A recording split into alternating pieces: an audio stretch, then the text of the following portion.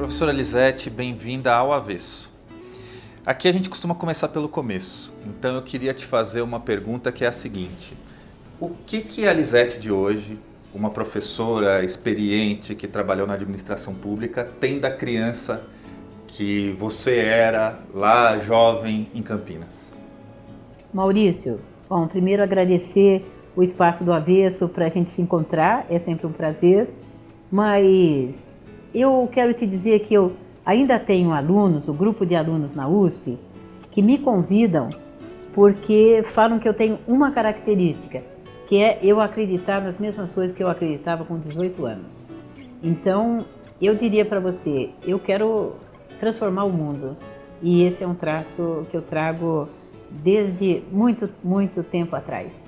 E nessa mudança, essa sua perspectiva de mudança de mundo também, o que na tua trajetória influenciou? Porque a sua infância foi toda em Campinas, né? E de Campinas veio para São Paulo. Como que foi esse processo de aprendizagem de mundo, vamos dizer assim?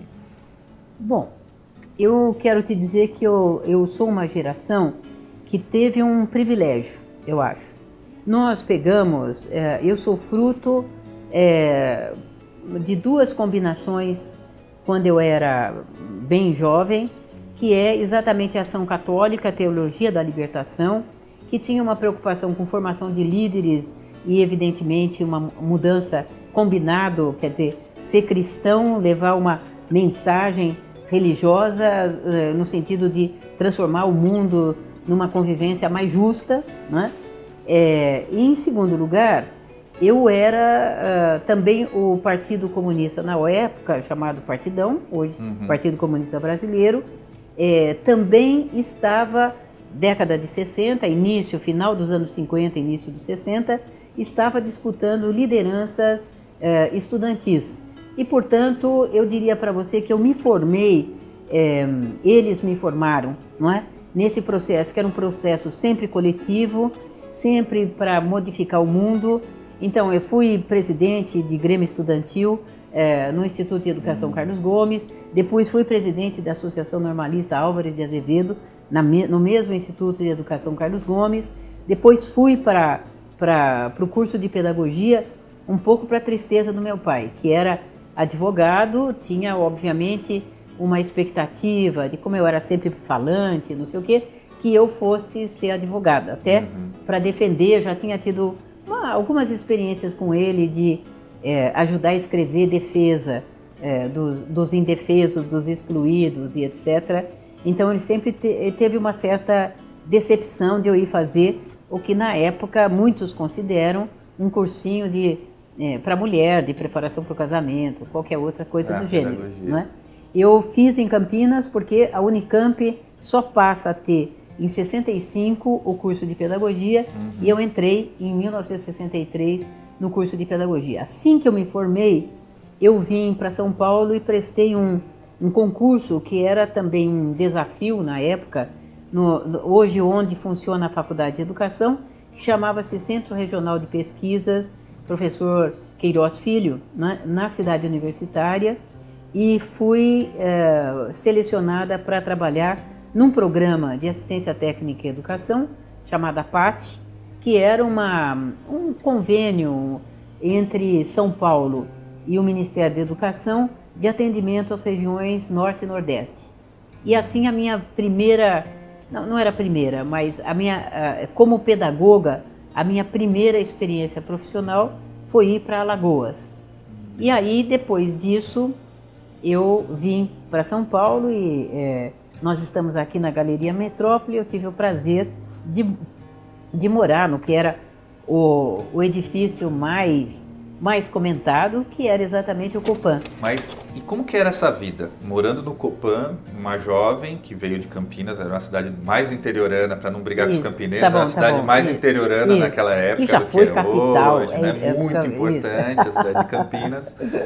Então como é que foi essa sua vinda para cá? Porque aí veio e era num ano que o país estava em ebulição.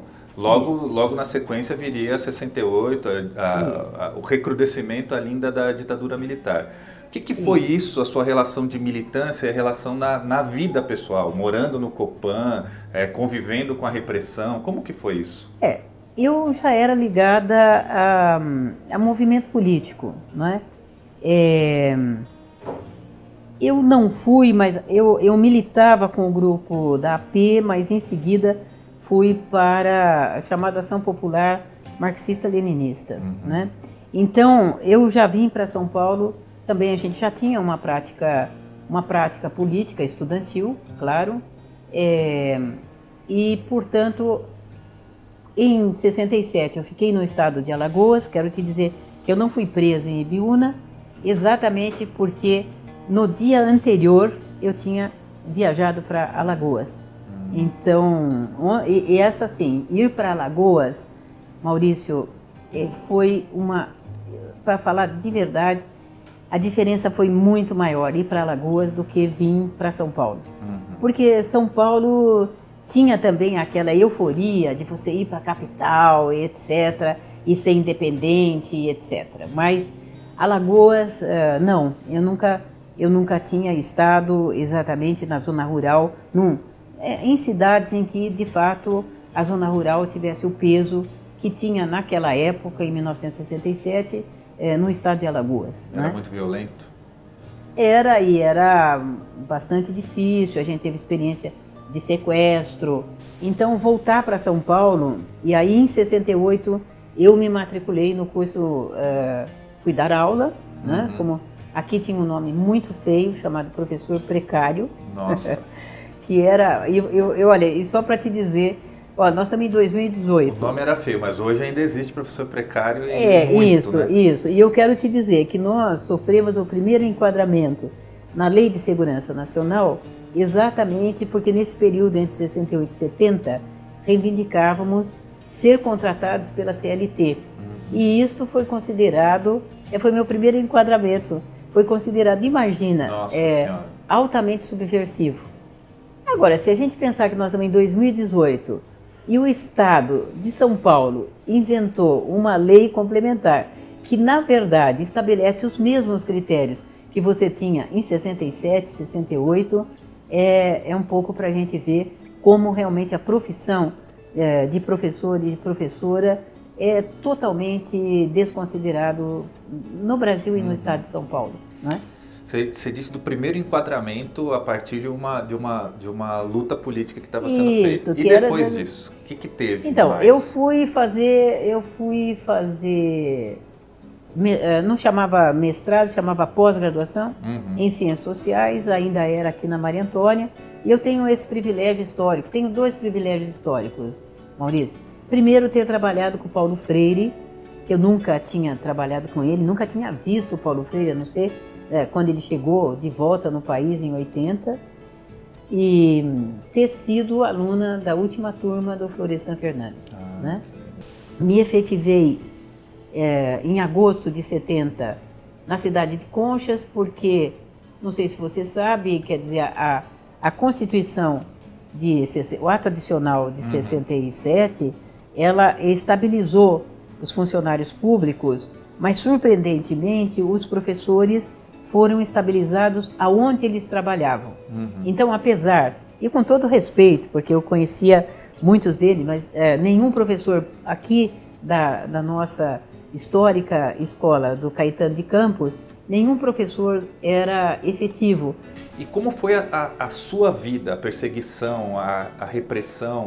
Como isso se desdobrou na sua vida cotidiana?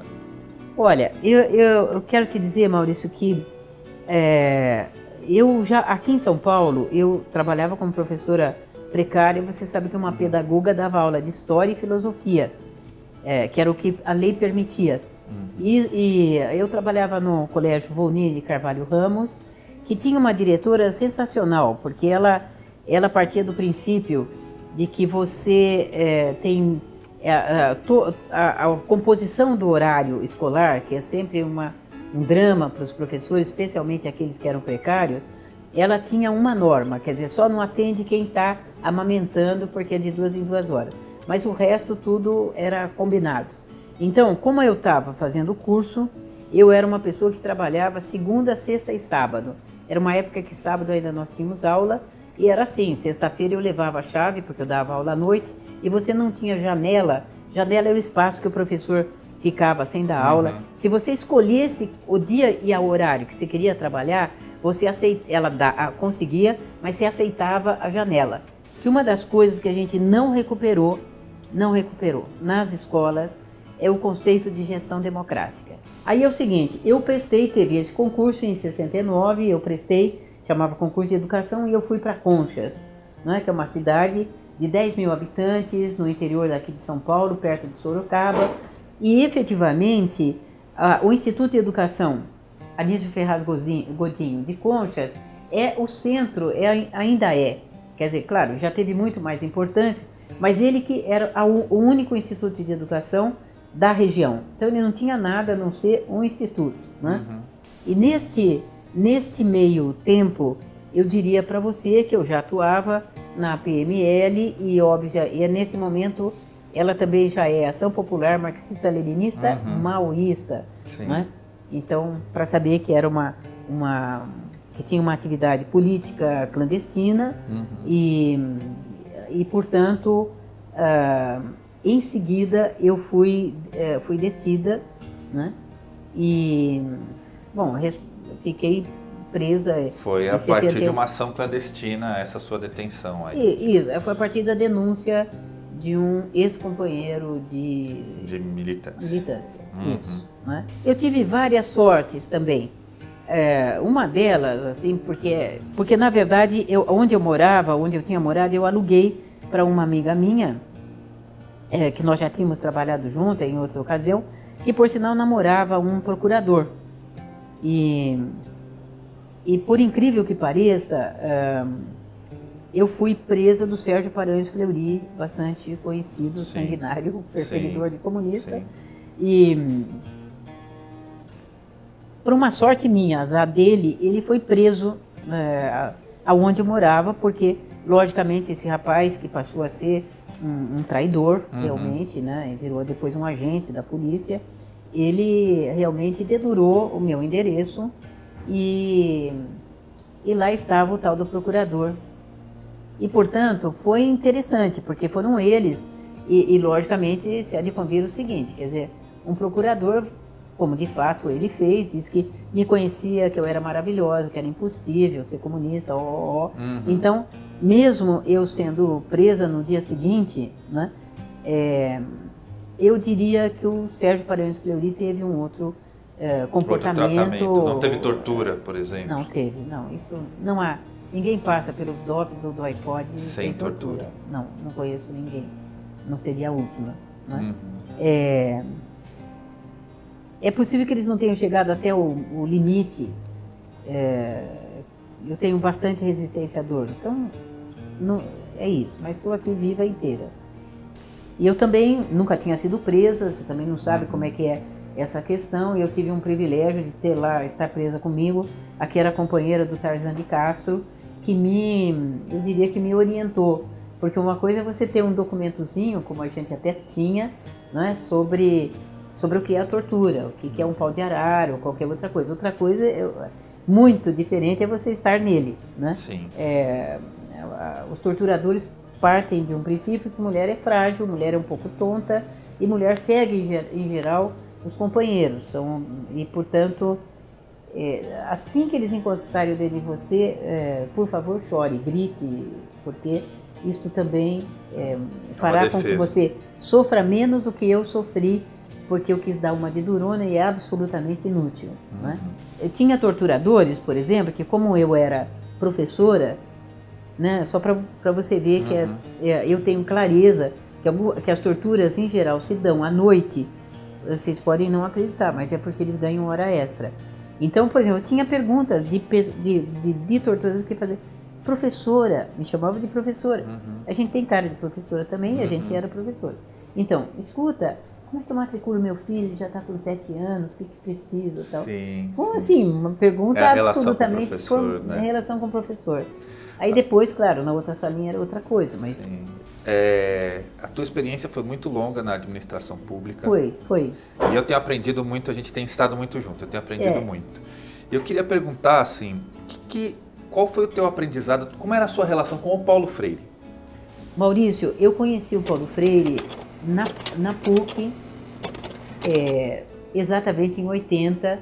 Quero te dizer que os livros que a gente lia eram bom, talvez a divulgação só existia pedagogia do oprimido, na verdade, em mimeógrafo, né? Eu já tinha trabalhado com o chamado, aspas, método Paulo Freire, lá quando eu estava no curso normal, em Campinas, que a gente trabalhava junto à paróquia, tal, etc.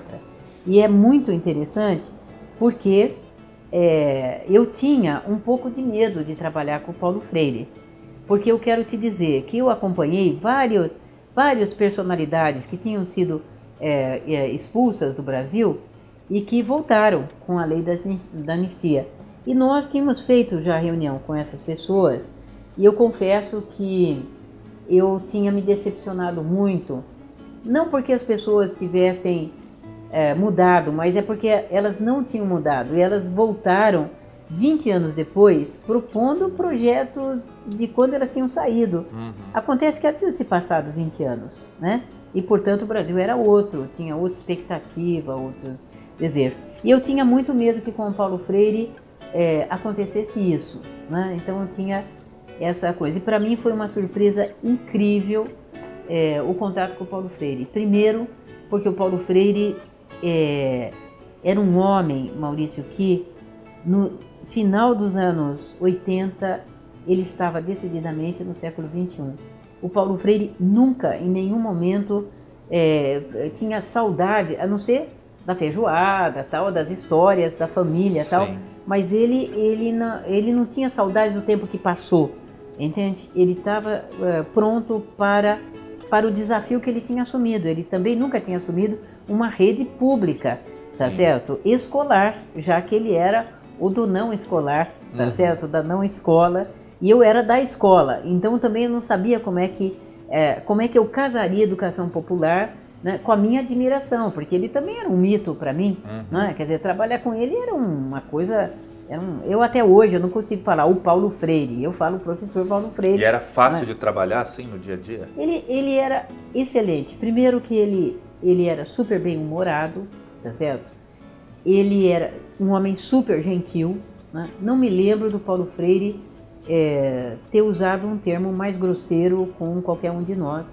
E olha que a gente pegava no pé, tá certo? Quer dizer, Paulo Freire também nunca perguntou para mim qual era o meu subgrupo, ou se eu era trotskista, se eu continuava marxista, nada disso, nunca, tá certo? E isso me surpreendeu bastante, né? Porque, o bem ou mal, também quando ele assume, o PT já está um pouco já caracterizado, quem é do grupo da articulação. Tinha uma coisa que eu diria para você que eu aprendi com ele, né? Que era nunca cair na tentação de fazer do Diário Oficial o veículo mais importante de debate. São as pessoas, e aí Paulo Freire nunca usou o Diário Oficial para baixar um ato que não tivesse sido previamente e longamente discutido com quem de direito, com os interessados, né? Isso eu acho de uma coerência. Quer dizer, o Paulo Freire, na verdade, era um homem coletivo e que acreditava na gestão democrática, mesmo que ele tivesse que abrir mão. Quer dizer, se de fato a maioria pensa diferente, eu abro mão provisoriamente da minha posição e vou levar em frente o que a maioria decidiu. Que eu acho muito difícil num homem que já tinha a estatura do Paulo Freire, que tinha posições muito já definidas, né? E era um homem que sempre queria ouvir o que você tinha a dizer. E por incrível que pareça, ele prestava atenção, porque você sabe, nós temos muitos vícios desses de que só falar isso e não querer escutar, o que você acha disso? Você diz, mas eu na verdade tenho a minha, eu só fico concordando, mas na verdade já não estou mais prestando atenção. Se você não fosse educador, o que você seria? Bom, eu confesso que eu gosto de ser educadora, né? Eu acho que hoje eu seria advogada. Advogada? Isso. Pela influência do teu pai? Não, porque realmente eu tenho algumas... hoje, como hoje tudo está sendo judicializado, eu tenho várias ações que eu quero entrar, que se eu fosse advogada eu já resolvi o caso. tanta experiência, tanta bagagem, tanto acúmulo na educação, na administração pública, diretora de escola, secretária de educação de Diadema, depois diretora da Faculdade de Educação da USP. O que te levou, nessa altura do campeonato, a aceitar o desafio de ser candidata ao governo do estado de São Paulo? A emenda constitucional 95, a chamada PEC do fim do mundo, e a reforma trabalhista, com a pressa com que foi feito, com o desrespeito à população brasileira, com a perda descarada de direitos sociais e direitos dos trabalhadores, como é a reforma trabalhista que nós temos. A mim me parece que nós voltamos ao século XIX com baixíssima participação popular, tá certo? E com esses golpistas se deliciando, vendendo o Brasil, doando o Brasil. Eu confesso para você que eu, como uma pessoa mais antiga, ver o Temer doar a base de Alcântara para os Estados Unidos, para a CIA, para nós podermos ser mais controlados, nós e o mundo, é uma coisa assim que não deu, Maurício, não deu para achar que já estava bom, que eu já tinha atuado, já tinha um currículo até interessante, e aí acho que não dá sequer para dizer para os jovens que eles podem pendurar a chuteira mais cedo que nós. Então é uma militância, eu diria que continua uma militância política. É impossível qualquer brasileiro, qualquer brasileira, tá certo, ficar parado. Para quem está vendo criticamente o que está acontecendo com o Brasil, acho que cada um pode dar uma mãozinha. A minha contribuição, achei que podia ser candidata, já que eu tenho, com 50 anos de magistério, eu acho que eu formei bons alunos e que eu acho que vão fazer até a minha campanha, vão achar que é interessante uma velhinha animadinha e com experiência assumir o governo de São Paulo. O que a Lisete de hoje diria para aquela jovem Lisete de antigamente, que chegou em São Paulo, que morou no Copan, que enfrentou todos aqueles desafios? Continue. O socialismo é uma possibilidade interessante. Aposte nele. E se você pudesse, num passe de mágica, colocar algo do avesso, o que você colocaria? A educação brasileira. Acho que nós temos que fazer uma revolução mesmo na educação, senão a nossa juventude vai se desinteressar, especialmente a nossa juventude pobre, muito pobre, vai se desinteressar da escola. E eu acho que a escola pode ser um centro de formação cultural espetacular, depende de nós, eu acho, e de uma programação que estimule. E nós temos tudo para fazer isso. Obrigado, professora. Opa, o prazer foi meu, Maurício.